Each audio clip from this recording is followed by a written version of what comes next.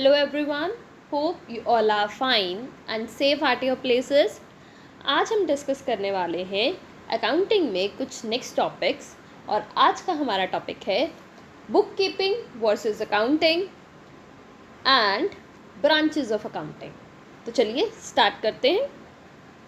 अभी तक तो हमने पढ़ा व्हाट इज़ अकाउंटिंग एंड अब हम कह रहे हैं what is the difference between book keeping and accounting. अब ये बुक कीपिंग क्या होता है? सो बेसिकली समझते हैं। हमने अकाउंटिंग के कुछ स्टेप्स किए थे, याद होगा आपको। We have discussed about the process of accounting कि अकाउंट्स में हम क्या क्या करते हैं। तो प्रोसेस में हमने डिस्कस किया था that first step is identification of financial transaction. सबसे पहले हम ये देखते हैं कि कौन सी फाइनेंशियल ट्रांजेक्शन है, मतलब कौन सा लेन देन जो है वो फाइनेंशियल नेचर का है। फिर देखते हैं लाइक सेल्स परचेज हमने ढूंढ लिया। उसके बाद measuring them in terms of money. अब हम फिर देखते हैं उसकी मनी कितनी है, लाइक सेल्स हुई तो कितने रुपए की हुई, 50,000 60,000, क्योंकि मैंने आपको बताया था बिना पैसे के आम अकाउंटिंग में रिकॉर्ड नहीं कर सकते। Third was we do recording. उसके बाद हम क्या करते थे, रिकॉर्डिंग। और रिकॉर्डिंग किस में करते थे, कौन सी बुक में, याद होगा आपको, वेरी गुड, जनरल में। उसके बाद हम करते थे क्लासिफाइंग, राइट। क्लासिफाइंग मतलब ग्रुपिंग, और ये जो ग्रुपिंग हम करते हैं वो किस में करते हैं, ग्रुपिंग हम करते हैं लेजर में। किस में करते हैं ग्रुपिंग, लेजर में। उसके बाद हमने क्या किया था, उसके बाद हमने किया था क्लासिफाई करने के बाद समराइजिंग। उसके बाद हमने क्या किया था, समराइजिंग। एंड समराइजिंग के बाद क्या था, इंटरप्रेटिंग। इंटरप्रेट करना, रिजल्ट निकालना कि कैसा काम कर रहे हैं, बन तो गया प्रॉफिट और लॉस कितना है, पोजीशन पता लग गई, अब इंटरप्रेट करना, उससे रिजल्ट निकालना। उसके बाद जिन जिन लोगों को वो चाहिए उसको कम्युनिकेट कर देना। तो हमने बेसिकली किया था प्रोसेस ऑफ अकाउंटिंग। अभी हम बुक कीपिंग की बात नहीं कर रहे हैं, यहाँ पे सिर्फ खाली बात कर रहे हैं प्रोसेस ऑफ अकाउंटिंग जो हमने पहले किया था, जिसमें सबसे पहले identification of financial transactions, right. उसके बाद measuring in terms of money, उसके बाद रिकॉर्डिंग, उसके बाद क्लासिफाइंग, क्लासिफाइंग के बाद हमने किया समराइजिंग, फिर इंटरप्रेटिंग और फिर कम्युनिकेटिंग। बेसिकली अगर हम बात करें तो जो बुक कीपिंग होती है, दिस इज़, ये जो इनिशियल पार्ट है that is called as book keeping. मतलब जो फर्स्ट 4 पार्ट्स हैं जिसमें हम पहले आइडेंटिफाई कर रहे हैं, फिर उसे मॉनेटरी टर्म्स में मेज़र कर रहे हैं, रिकॉर्डिंग कर रहे हैं, क्लासिफाइंग कर रहे हैं, ये जो पार्ट है दैट इज़ बुक कीपिंग। मतलब बुक कीपिंग में बेसिकली हमने क्या बनाया, ये तो हमने सिर्फ आइडेंटिफाई किया, हमने बनाया रिकॉर्डिंग में हमने क्या बना लिया, जनरल, और क्लासिफाइंग में हमने क्या बना लिया, लेजर। मतलब सबसे पहले हम बनाते हैं जनरल, उसके बाद हम बनाते हैं लेजर, और यहाँ तक जो हमने अकाउंट्स बनाए उसको हम बोलते हैं बुक कीपिंग। और इसके बाद काम स्टार्ट होता है अकाउंटिंग का। इसके बाद काम किसका स्टार्ट होता है, अकाउंटिंग का। और अकाउंटिंग में हम क्या करते हैं, अकाउंटिंग में हम करते हैं समराइजिंग। समराइजिंग में हम क्या करते हैं, प्रॉफिट निकालते हैं। इसके लिए हम 3 चीज़ें बनाते हैं, याद हो तो बताया था मैंने आपको, trading and profit and loss account and balance sheet, right. Profit, trading and profit and loss account बनाते हैं प्रॉफिट और लॉस के लिए, और बैलेंस शीट बनाते हैं पोजीशन के लिए, जिसमें मैंने आपको बताया था एक थोड़ा सा याद रखना कि इसमें एसेट्स और लाइबिलिटीज़ लिखते हैं, ठीक है। तो समराइजिंग में हम ये करते हैं, और उससे पहले हम एक, मैंने आपको कहा था एक पेज पे बैलेंसेस लिख लेते हैं क्लासिफाइंग के, जिसको हम बोलते हैं ट्रायल बैलेंस। तो उसकी हेल्प से हम ट्रेडिंग और प्रॉफिट एंड लॉस अकाउंट और बैलेंस शीट में डाल देते हैं, मतलब अपना रिजल्ट निकाल लेते हैं। समराइजिंग में हम जितना भी हमने जो बड़ा काम किया ना, रिकॉर्ड किया, उसका रिजल्ट निकाल लेते हैं 2-3 पेजेस पे। उसके बाद आ जाता है इंटरप्रेटिंग। फिर हम देखते हैं रिजल्ट क्या है, प्रॉफिट क्या है, प्रॉफिट पहले कितना था अब कितना है, क्या इंटरप्रेट किया, रेशो निकाल के देखेगी क्या पोजीशन है हमारी। फिर उसके बाद जिस जिसको ये रिज़ल्ट चाहिए, जो जो हमारी कंपनी के बारे में जानना चाहता है, जो जो हमारी बिजनेस के बारे में जानना चाहता है, फिर उसको हम कर देते हैं कम्युनिकेट। तो बेसिकली ये जो पार्ट है हमारा summarising, interpreting and communicating, that belongs to accounting. And मुझे ये बताओ, क्या अकाउंटिंग बिना बुक कीपिंग के हो जाएगी?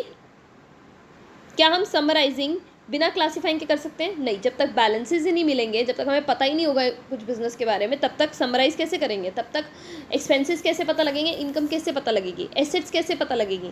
तो basically book keeping is a part of accounting. सबसे पहले होगा बुक कीपिंग, उसके बाद होगा अकाउंटिंग। तो अकाउंटिंग जो है वो ब्रॉडर टर्म है और book keeping is a part of accounting. और ये भी कह सकते हैं बुक कीपिंग पहली स्टेज, और कुछ स्टेजेस जो है उसको हमने बोल दिया बुक कीपिंग, और जो बाकी की स्टेजेस हैं उसको हमने बोल दिया अकाउंटिंग। ठीक है, बट वैसे book keeping is also a part of accounting. अब देखो, book keeping is concerned with, book keeping हमने क्या किया, identify the financial transaction, measuring them in terms of money, recording them and classifying them. और accounting में हमने क्या किया, summarising the recording transaction, interpreting them and communicating the result to users. Okay, hope ये meaning clear है। Stage की बात करें तो book keeping is the primary stage, पहले हम बुक कीपिंग करेंगे। एंड अकाउंटिंग की बात करें, it is a secondary stage. ठीक है, और ये तब स्टार्ट होगी जब बुक कीपिंग ख़त्म होगी। बट मैंने आपको बताया वैसे book keeping is also part of accounting.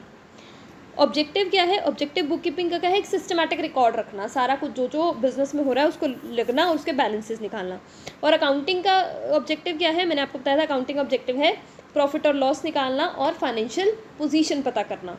ठीक है, और कम्युनिकेट करना, इन्फॉर्मेशन को इंटरप्रेट करना, कम्युनिकेट करना, वही जो हम कर रहे हैं उसका ही हो जाएगा। नेचर ऑफ जॉब, अगर हम बुक कीपिंग की बात करें तो इट इज़ जो नेचर है, रूटीन नेचर है, रोज़ आपको करना है। बट अगर हम अकाउंटिंग की बात करें, ये थोड़ा एनालिटिकल और डायनामिक इन नेचर है, ये लास्ट में किया जाता है, क्योंकि पहले बैलेंसेस निकलेंगे। आप आगे देखोगे आपको थोड़ा और ज़्यादा क्लियर हो जाएगा जब आगे आगे आप अकाउंटिंग में सीखते जाओगे। पहले बैलेंसेस निकलेंगे, उससे फिर आप एक स्टेटमेंट बनाओगे, ट्रायल बैलेंस, फिर उसके बाद ये बनेगा। तो ये थोड़ा एनालिटिकल होता है। और बुक कीपिंग बात करें, जूनियर स्टाफ कर लेता है, बट अकाउंटिंग सीनियर स्टाफ करता है। देखो इसमें क्या होता है, 3 हमारे पास हैं, trading account, profit and loss account and balance sheet. अब कौन सी चीज़ कहाँ जाएगी ये सोचना पड़ेगा। अब अगर बात करें जनरल बनाने में और लेजर बनाने में, वहाँ पे सोचना नहीं था, बस लिखना था एक तरह। ठीक है, तो रिकॉर्डिंग और क्लासीफाइंग जो है वो जूनियर स्टाफ करता है, और उसके बाद का काम जो होता है वो सीनियर स्टाफ करता है। रिलेशन की बात करें तो मैंने book keeping is the basis of accounting, book keeping basis है अकाउंटिंग की, और accounting begins when book keeping and, accounting वहाँ पे शुरू होती है जब बुक कीपिंग एंड होती है। और ये भी कह सकते हैं book keeping is a part of accounting. Okay, तो ये बेसिकली डिफरेंस है। डिफरेंस भी कुछ नहीं है, बस अकाउंटिंग की जो प्रोसेस है वो हमने उसको 2 पार्ट्स में बाइफरकेट कर दिया, जिसमें हमने ईजी वाले पार्ट को बुक कीपिंग बोल दिया। बुक कीपिंग क्यों, मतलब बस रिकॉर्ड कर रहे हैं, लिख रहे हैं। ठीक है, और बाकी वाले को अकाउंटिंग। ठीक है, तो ऐसे ही वही प्रोसेस है अकाउंटिंग प्रोसेस। फिर जनरल पता है आपको, सोर्स डॉक्यूमेंट होता है, एक डॉक्यूमेंट होगा, यानी जो बिल वगैरह है, वाउचर्स हैं, फिर जनरल, फिर लेजर, फिर ट्रायल बैलेंस। मैंने बताया आपको जो हमने लेजर से वो निकाली हैं, बैलेंसेस निकाले हैं, उसको एक पेज पे लिख देंगे जिसको हम बोलेंगे trial balance. Trial balance, balances यहाँ पे लिखे हैं तो इसलिए बैलेंस। फिर फाइनेंशियल स्टेटमेंट, इसके हम बनाएंगे trading and profit and loss account and balance sheet. Okay, next is branches of accounting.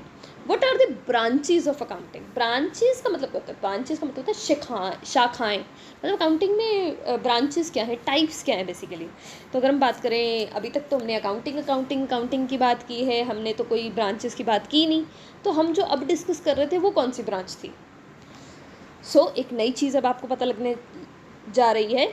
जिस अकाउंटिंग के बारे में हमने अभी बात की वो है फाइनेंशियल अकाउंटिंग। कौन सी अकाउंटिंग, फाइनेंशियल अकाउंटिंग। यानी आप अभी +1 में कौन सी अकाउंटिंग पढ़ रहे हो, जिसमें आप general, ledger, trial balance, profit and loss, balance sheet, ये सब बना रहे हो। ये कौन सी अकाउंटिंग कर रहे हो आप, ये आप कर रहे हो फाइनेंशियल अकाउंटिंग। बच्चे कई बार +1 पूरी कर चुके होते हैं और उन्हें ये नहीं पता होता कि वो कौन सी अकाउंटिंग कर रहे हैं। तो आप कौन सी अकाउंटिंग कर रहे हो, फाइनेंशियल अकाउंटिंग। नाम से क्लियर है फाइनेंशियल, तो इसमें फाइनेंशियल ट्रांजेक्शन ही लिखी जाती है, और इसके बारे में हमने बहुत डिस्कस कर लिया। Next is cost accounting. एक और अकाउंटिंग भी होती है हमारे पास, कॉस्ट अकाउंटिंग। इसके बारे में अभी तक हमने कोई बात नहीं की। Next is management accounting. Next is tax accounting, social responsibility accounting. 1 by 1 discuss करते हैं। गवर्नमेंट अकाउंटिंग, फाइनेंशियल अकाउंटिंग हमने बात कर ली, जो हमने स्टार्टिंग में ही बात की। Financial accounting is the art of recording, classifying and summarising the financial transaction in the terms of money and interpreting the result thereof. मतलब जो general, ledger, trial balance, trading and profit and loss account, balance sheet, ये जो आप बना रहे हो that is financial accounting. ठीक है, ऑलरेडी हम इसके बारे में बहुत डिटेल में बात कर चुके हैं। ठीक है। Next is cost accounting. अब ये कौन सी अकाउंटिंग है? देखो, necessity is the mother of invention. Financial accounting में हमने सारी इन्फॉर्मेशन तो लिख ली। आपको पता है आजकल competition is so high. Competition कितना हाई है, मार्केट में रहना बहुत मुश्किल है। मार्केट में रहना है तो कॉम्पिटिटर्स बहुत ज़्यादा हैं, उनके साथ compete करना है। तो कॉम्पिटिटर्स के साथ compete करने का एक बड़ा ही इंपॉर्टेंट टूल है, दैट इज़ प्राइस। अगर कॉम्पिटिटर ने प्राइस कम कर दिया, उसका प्राइस कम हुआ, तो आपको भी करना पड़ेगा। अब प्राइस कम करने के दो तरीके हैं, या तो अपना प्रॉफिट कम कर दो, प्रॉफिट रिड्यूस हो जाए, या फिर कॉस्ट रिड्यूस हो जाए। ऑब्वियसली या तो अपना मार्जिन कट कर लो, या फिर लागत ही कम कर दो। तो बेसिकली हर एक बिजनेस चाहता है कि उसकी कॉस्ट कम से कम हो, राइट। तो कॉस्ट पे फोकस होना चाहिए। तो इसीलिए हमने स्पेशल एक अकाउंटिंग बनाई फॉर कॉस्ट, कि जिसमें हमारा सारा फोकस जिस पे रहेगा, कॉस्ट कि जो हम प्रोडक्ट बना रहे हैं उसकी लागत कितनी है, और इसमें सारा काम हम किस पे करेंगे? कॉस्ट पे। अब अकाउंटिंग में तो क्या है कि हमारा मेन फोकस है प्रॉफिट और लॉस निकालने पे, बट यहाँ पे प्रॉफिट और लॉस निकालना तो बहुत इंपॉर्टेंट है, बट कॉस्ट को भी इंपॉर्टेंस देना बड़ा इंपॉर्टेंट है, लागत को भी। क्योंकि अगर ये ऊपर चली गई फिर नहीं प्रॉफिट कमा सकते आप, ठीक है, क्योंकि कॉम्पिटिटर्स बहुत ज़्यादा हैं आपके, तो आपको उसके अकॉर्डिंग चलना पड़ेगा। तो बेसिकली यहाँ पे भी होगा रिकॉर्डिंग, क्लासीफाइंग, समराइजिंग। अकाउंटिंग तो होगी, बट किसकी होगी? कॉस्ट की, लागत की। किसकी होगी? कॉस्ट की, यानी लागत की, ठीक है। अब कॉस्ट की होगी तो यहाँ पे हमें बेसिकली हमारा ऑब्जेक्टिव क्या रहेगा? हम तीन चीज़ों पे ही यहाँ पे बार बार बात करेंगे। कॉस्ट कंपटीशन, लागत निकालो, कितनी लागत आई जो सामान बनाया, उसको रिड्यूस करने पे हमारा फोकस रहेगा, इसको कम से कम करो और उसको कंट्रोल करो। मतलब हमारा ऑब्जेक्टिव यही है। कॉस्ट अकाउंटिंग नाम से कॉस्ट अकाउंटिंग, ये सिर्फ हमने कॉस्ट के लिए बनाई है, ठीक है। आपके लिए इतना जानना फिलहाल काफ़ी है। Next is management accounting. देखो मैनेजमेंट कौन होती है? Management basically comprises the person. Management वो पर्सन्स होते हैं जो हमारी बिजनेस को चलाते हैं, ठीक है। और बिज़नेस को चलाने के लिए दिन भर में बहुत सारे डिसीजंस लेने पड़ते हैं। जैसे हमें भी तो अपनी लाइफ में बहुत सारे डिसीजंस लेने पड़ते हैं ना, मैं क्या खाऊं, मैं क्या पहनूं, मैं कब पढ़ूं, मतलब एक स्मॉल फेजेस पे हमें डिसीजन लेने पड़ते हैं, कुछ छोटे कुछ बड़े। इसी तरीके से बिज़नेस चलाने के लिए भी बहुत सारे डिसीजंस लेने पड़ते हैं। तो डिसीज़न एक अच्छा तब होता है जब हमारे पास इन्फॉर्मेशन हो। लाइक आपको डिसीज़न लेना है कि मैं दो प्रोडक्ट हैं आपके पास, दो प्रोडक्ट में से आपको कौन सा कंज्यूम करूं। सपोज बिस्किट्स हैं, तो आप तब दोनों में अंतर कर पाओगे जब दोनों के बारे में आपको पता होगा कि उसका प्राइस क्या है, उसका प्राइस, दूसरे वाले का प्राइस क्या है, इंग्रेडिएंट्स क्या हैं, ठीक है। और एवरी इन्फॉर्मेशन। तो बेसिकली कुछ इन्फॉर्मेशन तो हमें फाइनेंशियल अकाउंटिंग से मिलेगी, प्रॉफिट और लॉस से रिलेटेड। कॉस्ट वाली इन्फॉर्मेशन हमें कॉस्ट अकाउंटिंग से मिलेगी, बट फिर भी और बहुत सारी इन्फॉर्मेशन चाहिए होती है डिसीजंस के लिए। तो इसलिए necessity is the mother of invention. Third हमारे पास आया मैनेजमेंट अकाउंटिंग, कि डिसीजन लेने के लिए और भी बहुत सारे हमें चाहिए होते हैं अकाउंट्स। तो ये जो डिसीजन है, ये जो अकाउंटिंग है, वो किसके लिए है? मैनेजमेंट के लिए। ये और कुछ करने की ज़रूरत नहीं, बट इतना समझ लो किसके लिए है? मैनेजमेंट के लिए। और क्यों है? मैनेजमेंट क्या करेगी इसका? Management will use this accounting for taking business decisions.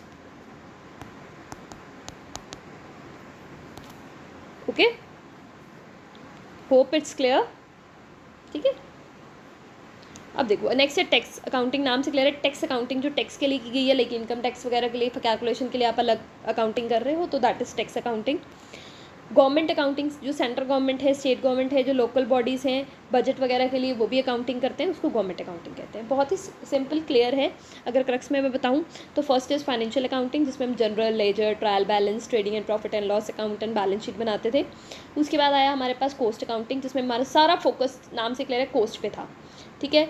Next आया मैनेजमेंट अकाउंटिंग, जिसमें सारा फोकस मैनेजमेंट पे था। मैनेजमेंट को इन्फॉर्मेशन चाहिए होती है, कुछ फाइनेंशियल और कॉस्ट से मिल जाती है, बट और भी चाहिए, तो उसके लिए नई अकाउंटिंग आई, मैनेजमेंट अकाउंटिंग, और ये हेल्प करेगी मैनेजमेंट को डिसीजंस लेने में।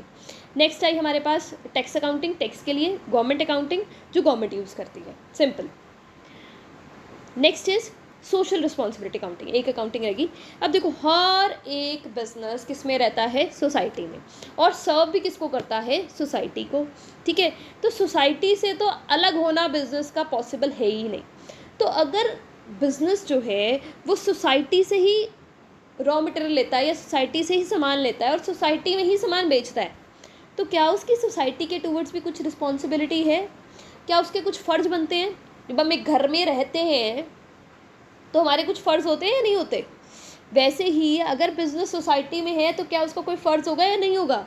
कई बार हमारे घर वाले बोलते नहीं तुम्हारा भी कुछ फ़र्ज़ है इस घर के प्रति, तुम यहाँ रहते हो। तो उसी तरीके से बिजनेस का भी कुछ फ़र्ज़ है, तो बिजनेस भी अपने फ़र्ज पूरे करता है जिसको हम बोलते हैं सोशल रिस्पॉन्सिबिलिटी। पर बिजनेस ये फ़र्ज पूरे नहीं करेगा, साथ साथ बिजनेस ये देखेगा भी कि वो फ़र्ज पूरे करने में कितना पैसा लगा। देखो पैसे तो लगेंगे ना, जैसे बिजनेस ये फ़र्ज़ कैसे पूरा करेगा? कोई दान करके, किसी चाइल्ड एजुकेशन में डाल के, गर्ल एजुकेशन में डाल के, या किसी ओल्ड एज होम में करके, या फिर फ्री मील्स दे के, कुछ भी कर सकता है। ठीक है, तो बेसिकली जो भी वो करेगा वो उसकी अकाउंटिंग भी करेगा कि उसने कितना पैसा वहाँ पे लगाया, कितना बेनिफिट हुआ सोसाइटी को उससे, और फिर वो शो करेगा सबको कि हाँ ये मैंने किया। देखो उसकी उसकी भी रेपुटेशन बढ़ेगी जब मतलब देखो करना ही ज़रूरी नहीं होता, दिखाना भी ज़रूरी होता है। तो सोशल रिस्पॉन्सिबिलिटी अकाउंटिंग में ये भी हो सकता है कि हम अपने पास रखें, ये तो हम दूसरों को दिखा भी सकते हैं। मतलब टैक्सेशन पर्पज से भी गवर्नमेंट को भी दिखा सकते हैं कि देखो हमने इतना लोगों की भलाई के लिए यूज़ किया और लोगों को ये भला हुआ उससे। तो ये कौन सा अकाउंटिंग है? Social responsibility accounting. जो हमने सोसाइटी के लिए किया, जो सोसाइटी को फैसिलिटीज़ प्रोवाइड की, उसकी अकाउंटिंग की हमने, और इससे हमें पता लगता है कि उसमें कितना खर्चा आया और कितना प्रॉफिट हुआ सोसाइटी को उसमें। ठीक है, hope it's clear. Thank you so much for watching the video. आज का हमारा टॉपिक बहुत सिंपल था, that was book keeping versus accounting. Book keeping first phase है और अकाउंटिंग सेकंड फेज़ है। बुक कीपिंग में बेसिकली अकाउंटिंग के स्टेप्स को हमने बाइफिकेट किया 2 पार्ट्स में। बुक कीपिंग प्राइम जो है जूनियर स्टाफ भी कर लेता है, और बट अकाउंटिंग सीनियर स्टाफ करता है। बुक कीपिंग का मेन पर्पस रिकॉर्डिंग होता है कि सिस्टमैटिक रिकॉर्ड हो जाए, और अगर हम बात करें अकाउंटिंग का तो उसका मेन होता है प्रॉफिट और लॉस और फाइनेंशियल पोजीशन जानना। ठीक है, hope it's clear. Thank you so much for watching.